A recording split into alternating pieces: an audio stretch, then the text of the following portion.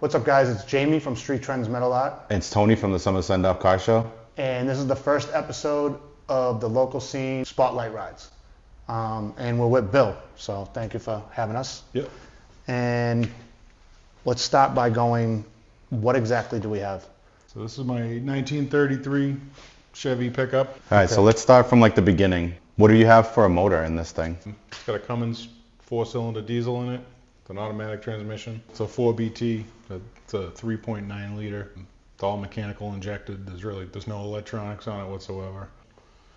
I've had the car for about 15 years now. I asked the lady about it a few times and she wasn't going to sell it, and I kept asking her every year about it, and finally she sold me the cab. It's got a turbo 400 transmission. Rear end in the motor itself I got out of an old UPS truck, and I reused the drive shaft. I ended up converting it to an automatic just because there's no room in the cab really for me to be stepping on a clutch. So I had to get rid of that. Yeah. Me and my wife did all the work ourselves. The only thing I had done was Justin Reed painted the doors for me. He did the Wild Bill's chop shop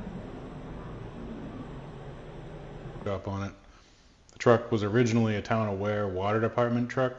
You can still kind of see it in the lettering on the doors if you hit it at the right angle. But yeah, it's been about 15 years I've had the project and worked on it here and there, put it aside. Has it been done in this state for 15 years? No, it's been done in this state for probably 3 or 4 years now. Okay. I had worked on it for a while and then put it away and then didn't have money for certain stuff, and then I ended up buying that other 90 C10 I got out there, and I started working on that, and my wife was like, you're not starting another project until you get this one done. And she actually helped me do a lot of the work and helped me pay for a lot of the stuff too. She definitely a big help. But we did everything here pretty much. Was this body style something that you knew that you wanted, or something that you just saw that you kind of fell in love with? No, I mean, I saw the truck, the cab sitting in a field, and it looked like a lot goofier. The whole roof was about 6 inches taller. The truck, it was a dually originally. It's not the same rear end, but it was up way higher. I don't know, I've always kind of liked the Rat Fink style vehicles. I used to, when my desk was in the hallway in school, I'd draw pictures of stuff like this that I wanted to build one day, and kind of just got ideas for different stuff. Was this the end goal, like what you pictured, or did it kind of just end up this way? Yeah, as I mean, went? somewhat. I didn't really have like a set way on how I was going to make it. I ended up coming up with the length of the truck, because the box truck I got the drivetrain out of had a 2-piece drive shaft. So I took one half of the drive shaft off, put the yoke back on the one piece, put the rear end up against it, and just kind of like set everything in place in the garage to see like how long the wheelbase was going to be. Yeah. And I ended up liking it just the way it was. I knew I wanted it to be sitting on the frame. Yep. Originally wanted to do airbags in the front too, but it was kind of a toss-up between getting the frame on the ground or having the motor all the way up in the cab of the truck with the transmission tunnel and everything. There's not a lot of room in there, so I kind of chose like the happy medium. I just bagged the back half and kept the front up a little bit, just so the oil pan's not in the ground, but it is pretty low. Now you did the front. You did like kind of some mods on the cab itself. What did you do in the rear end? So the rear end, it's the original frame. I cut the back half of the frame off and like legit just put it on the ground. And I was trying to figure out where I was going to run the drive shaft through, and it ended up coming up with this, just having the frame go under the drive shaft. And I made the whole back half of the frame just out of box tubing. And I used to work on diesel trucks for a living, and I kind of just copied the back end of the way the suspension works on like a tractor trailer. Mm-hmm. Yeah. And I made all the brackets for the bags and the full link. I bought the actual link bars, but I made all the brackets for everything. And then is this just clear coated? No, You let it rust? I think I had wiped it down with poppies at one point, okay. and then I don't know if it wears off or not, but it kind of spends a lot of time outside because I got all kinds of other projects going on. And I cover the cab and the engine, but the back end of it kind of sits out in the weather a lot. I don't leave it out in the winter, but yeah, I kind of wanted it to get like that leathery looking rust eventually, so I don't really mind that. What's your favorite part of the whole build, like visually? I kind of just like the way it looks if you stand behind it and you kind of can see the gauges perfectly on the dash through the back window. And the back end of the way the cab come out. I ended up losing that half of the cab when I was trailering it from where I lived in Weymouth, and I was bringing it over here. That piece of the cab blew off somewhere on the road, and there's no other 33 Chevy trucks around really. I mean, you see like a couple here and there, but Yeah. it's not like the Fords is kind of parts everywhere for them. So I had just had to make the back half of the sheet metal. I thought it'd come out pretty good. The floors too, I kind of mimicked like the original floors in this truck. It Yep. was all wood. It had like a wood structure that held all the panels together. I had to make all that stuff. I ended up using like a 1-inch tube and made all the frame for the inside of the cab. I made all the floor pans for it, transmission tunnel. I think my favorite part of this whole truck is the gas tanks. Oh yeah. I like the gas What, tanks too. Yeah. what was the thought process of that? So I kind of had the truck like almost done, and then I forgot I needed a fuel tank, and I I had the air tanks on the side that looked kind of cool already, so I didn't really know what I was going to do. And then I just happened to have one of these jerry cans sitting in the garage, and I set it in the frame, and I'm like, if I could get that to mount there and put another one on it. And then I found this one that I just liked the old paint on it. Yeah. But the cap was like seized on the thing, and it was like half full of who knows what from the 50s.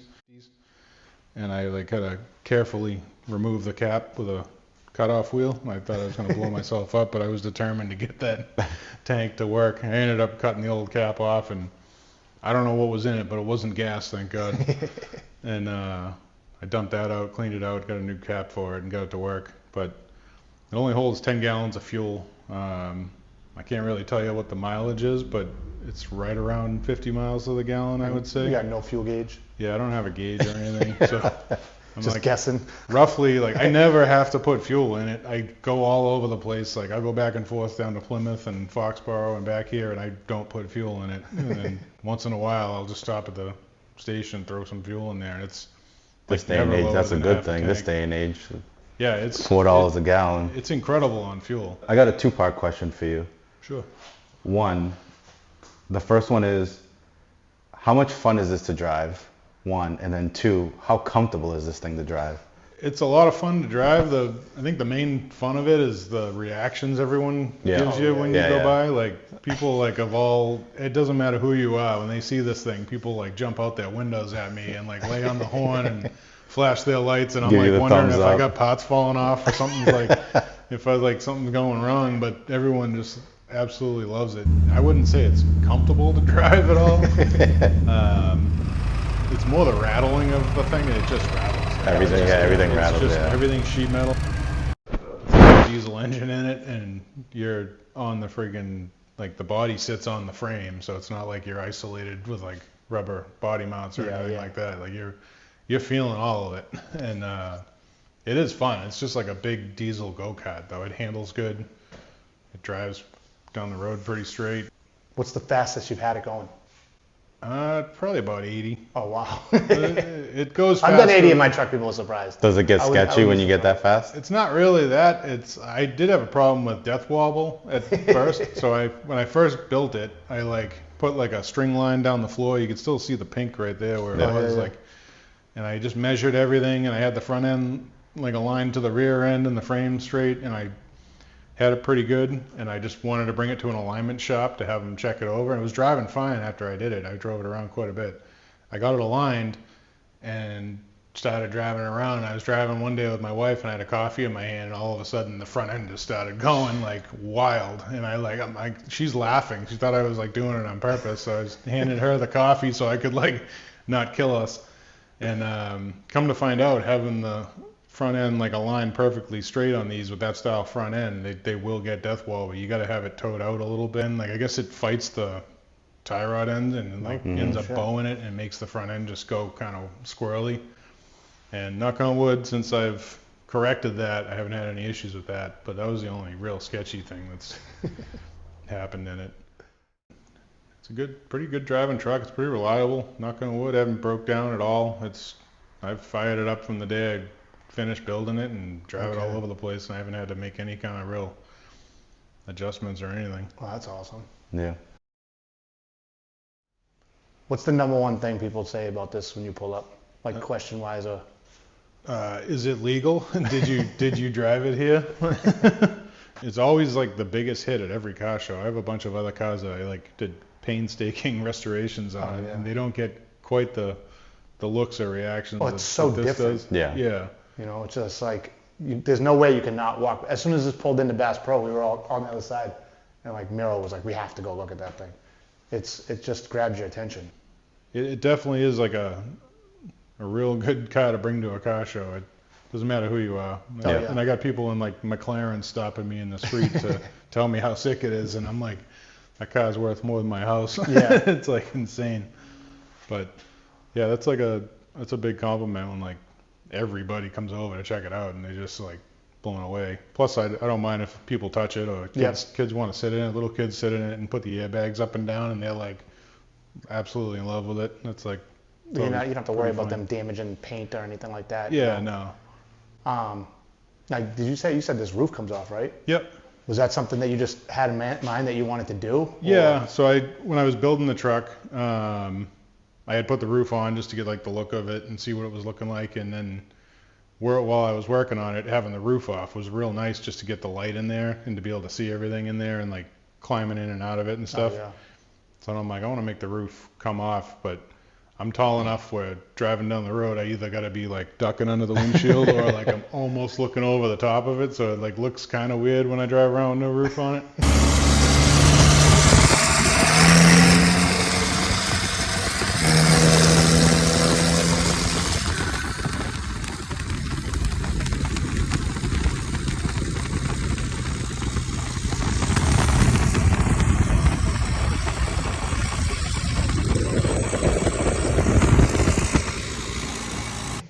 But it's fun now and then. I usually do that in the fall. I'll pull it off and drive around.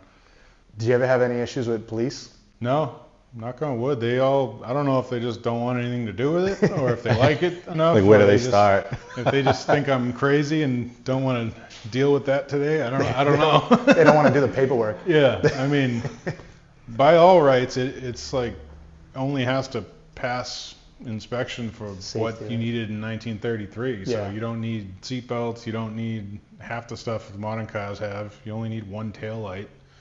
What are the taillights from?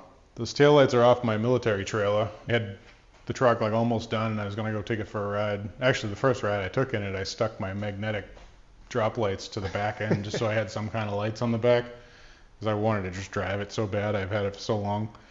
So I drove it around with like the blinking strobe lights on the stream lights on the back end for like one night, and then I ended up pulling the military tail lights off my trailer and sticking them on there. I had some like LED lights I was going to put on it because I didn't really want to get rear-ended in something like this, but I put them on there and they just looked so out of place. Like they looked like something you get at Tractor Supply or something. It wasn't right for the rest of the truck. So What's up with the headlights? So the headlights are off a 29 Studebaker presidential limo. I bought those first, actually. That was the first part of this thing I even had. I used to go to the Mansfield swap meet every year. I just saw them sitting on a table for sale, like, it's probably 20 years ago now. And I'm like, I'm going to put those on something someday. Yeah. And I bought them, and I must have moved them around 150 times before I even had a clue what they were going on. And ended up building the truck, and they look perfect on it. Kind of a funny story about those. It's not so funny, but the truck was going to be in a wedding, so I wanted to make sure the truck was like in full running operating shape and everything. And like a week before the wedding, we were driving around and one of the headlights fell off the truck and I ran it over and completely destroyed it. So I was kind of freaking out about it. And like before we even got home, my wife found another set on eBay for sale, and I think it was like the only other set in the country. Yeah. And we bought those ones and had them shipped out like right away, and I fixed it up to match. So I do have a spare headlight for it now. I love how big they are. Yeah, they're big. They're a giant headlight. I put HID bulbs in them, so they do actually work pretty good for modern lights. But yeah, the headlights are always a hit. Everybody loves those. What was the hardest part about this build? I'd say making the cab all one piece would probably be the hardest part about it. These cabs were originally all wood frames inside, and every inch of the wood was eaten by termites and just yeah. rotted and gone. So when I got the truck, it was pretty much sheet metal screwed and like vice gripped together, like to look kind of like a cab of a truck.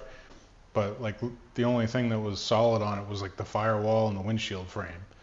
And there is one last surviving piece of wood that's up here behind the visor you can see, and I think it's like a teak wood or something. Okay. You can see it, I think you can see it on the inside better. Yeah. But it's making the cab all one piece and like somewhat square and like having the doors shut and everything. That was one of the biggest challenges, getting that done. And then making the floor pan and the transmission tunnel like about the right size, but with still having room in there to put your legs. That was a pretty, once I got the cab like in one piece, I felt pretty good about building the rest of it. And I just channeled it to sit down like level with the frame. What is this right here? That's a traffic light viewer. Oh, Those are on like, I didn't even know they existed until my my brother-in-law bought a car and it had one on the front of the car. From there, they were like from the 50s, I guess. Yeah. The old cars with the big visors that they Yeah. have on them. no kidding. They'd mount those on the front, and it would basically like be like a periscope to like bounce the street light up. Does it work? So you could see. It does, but that one kind of rattles around, and sometimes it's not lined up. And a lot of times, if I'm not with my wife, who's usually like the spotter for the traffic lights, I'll put my phone on the dashboard on the holder and just hit the camera button, because that gets like the wide angle Yeah. view so I can see the street lights. Because if you're the first car at a light, it's like Oh yeah. up yeah. there you can't see at all. I'm like almost I gotta like stick my head out the window. People like think I'm joking, but Does your wife That's some like riding in challenges. it? yeah, she loves it. She said it's the one vehicle I'm not allowed to sell ever. Even though Nick almost had me trade in that Blazer he had. I really like that truck. I know he'd sell this thing in like 2 weeks though. Yeah. Yeah. You don't hold on to anything. 20 years worth of work gone. Yeah, it was. It's just a riot any way you take it. Like of all the vehicles I have, like it gets the absolute most attention of. That's not what I really set out to do either, but it's just kind of ended up. It's just something you don't see every car show, and Yeah. Yeah. Like I said, it definitely stands out immediately. It's just so different. when I was a kid, I thought you had to have like. I used to read like Super Chevy and Hot Rod magazine, and everyone had all like billet aluminum everything and show paint, and we used to go to the World of Wheels car show. I thought to have a nice car, you'd have to have like millions of dollars into the thing, but you can build a rat rod and get more attention with it if that's what you're looking for, and have just as much fun for a fraction of the cost. And then Yeah. I park the thing in Walmart parking lot. I don't have to worry about it. I'll go in and get dog food, whatever, throw it in the back, and drive it all over the place. Yeah, I'm more rat rod. I like it. Yeah, I think they're just more fun to build Starting because to turn that way, yeah. it's I just love it. making something out of like the connecting rods for the shocks. That was a last minute thing. Like I didn't really know what I was making for shock Oh yeah, that was another brackets. thing. I had just noticed that the other day. What made you think of that? So I had like the front end pretty much done. I didn't have the headlights mounted and I didn't have shocks mounted. And then I had a box of International Harvester engine parts that somebody had given me because my dad had one. They thought he might want parts for it, and he didn't end up needing them. So they were just sitting in a bucket in the back shed. And I brought them up here, and they just happened to fit the tube like almost perfectly. So I put a couple pieces of leather in between them to like sandwich down on. Yeah. And I just cranked them down, and I bent the heads around on the like the wrist pin holes for the Yeah. shocks, and same thing for the headlights. Yeah, it looks. I noticed that for the first time the other day. I was looking. I feel like every time you look at it, you notice something different. Yeah, that's And like, as I was looking, I'm like, oh my god, that's such a cool idea. everyone loves that. It's like, oh my god, those was actually like one of the easiest things I did. Like I just put them on there, got them glowing, and bent them where I wanted them, and Yeah, it looks so cool. it's one of the favorite things everyone likes about it. The radiator is out of like a '66 Mustang. I went through like the Summit catalog, and you goes like all the measurements for everything, and Oh, just yeah. the Mustang radiator actually ended up being like the exact size radiator because I took the old radiator out and put the intercooler where it was, and I cut the two holes and like connected it for the intercooler. Yeah. So I had to set the radiator back a little bit, but it ended up working out like perfectly. Oh yeah. September 20th, Sunday, September 20th, 200 Ledgewood Place. Will we see this thing on display at the Summer Sundoff Car Show? Yeah, I plan on bringing it there. Oh yeah. front and center. Yep. Yeah, absolutely. Awesome. I have like Wild Bill's Chop Shop if anyone's looking to have any kind of rat rod built, or I also do newer cars, turbo, LS swaps, all kinds of stuff. Any kind of fabrication work. Always looking for side work to do, so people can hit you up. yeah, definitely give me a call if you got a project in mind, even like restoration projects, Okay. any kind of vehicle that somebody wants to build, I can make it happen. Okay. And where will people find you? I'm in Halifax, Mass. If you want to message me on Facebook at Wild Bill's Chop Shop, let me know if you got any kind of project ideas or questions or whatever. I can find all kinds of stuff too if there's a certain car you're looking for. I'm just kind of doing it on the side now. Eventually I'd like to just do a few restorations a year and just work for myself doing that. Oh yeah. But anything from just mild engine work, suspension lift kits, lowering kits, airbags, whatever you need done. Well, like I said, thanks for having us through. Check out the build. And follow us. We'll have some more Spotlight videos coming out soon. Episode 1 done. Thanks, guys.